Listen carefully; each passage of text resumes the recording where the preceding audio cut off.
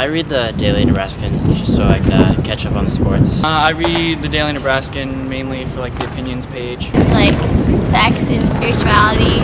I read the DN because of the Sudoku and crossword because I need something to do during class.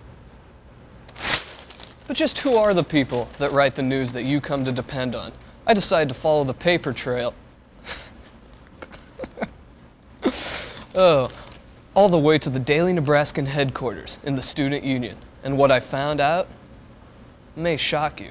I'm Jenna Johnson, Jenna Johnsson. I'm the editor here at the Daily Nebraskan. So I'm pretty much of every little operation. Yeah, well actually nowadays with the campus readership program, students can get both state papers and 2 national papers, which really hurt for us because we had to compete with those free newspapers too. But the nice thing is the stuff that you read in the DN you will not read in any other paper because we just cover campus news. But this week we have our religion pages tomorrow, and then I believe the next day is actually our sex page. I don't know, it works. We have writers who write mostly religion stories, and we have writers who write most of the sex stories, but I mean there's definitely overlap, you know. As a journalist, they just have to learn how to cover both sides and just present the facts rather than presenting their opinions, but it's kind of fun. It's actually kind of funny when that happens, like, oh, here's the one on religion, and then here's the one where we review lubricants, because we did that one week, so.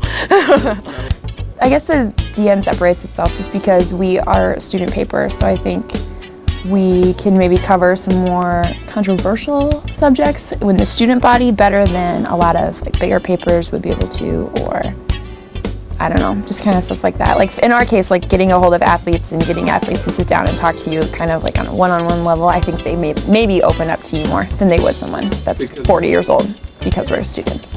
Sure, they seemed nice enough, but underneath their subtle exteriors lied the heart of madness. I was determined to get to the bottom of the Daily Nebraskan and tear it apart at the seams.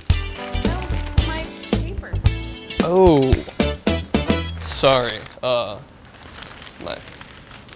You'll start working here, you'll never be able to leave, and I said, okay, I want to work at the DN, and then I met Jenna Johnson, our editor-in-chief, at a party. Jenna Johnsson.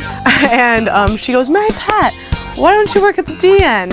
And then a few weeks later she called me, offered me a story, and it was all like really downhill from there. Well, I've always enjoyed writing, so I came down here and met Mike Bruntz. He was an editor the second half of my freshman year, and just told him I wanted to write, and he told me the time of the next meeting, and I showed up. That was it.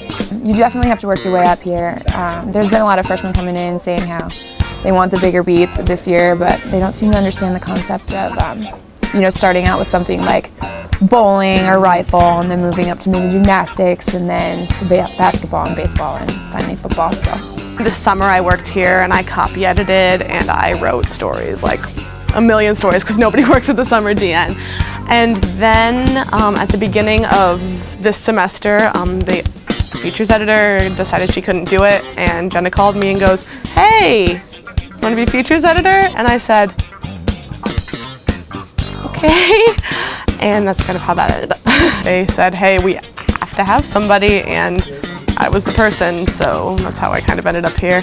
And now I wouldn't want to do anything but features in arts and entertainment. I think it's a lot more fun. You can kind of go more in depth rather than we have to cover the ASUN meeting. I loved covering student government a lot. We're covering things that we feel really more apply to students. We're covering things that are going on campus. We're covering like shows at Knickerbockers that the Journal Star might not deem necessary to cover. And also like because we have a younger, generally more progressive reader base, we can do things like a full-page spread on reviewing lubricants, whereas other papers, especially in smaller towns around Nebraska, there's no way. That would never, ever happen. You know, I mean, it really is, you know, the history of the university, you know, for students, written by students. Does it irritate you when you're like interviewing somebody for a story and you ask them yes/no questions and they only answer yes or no? yes,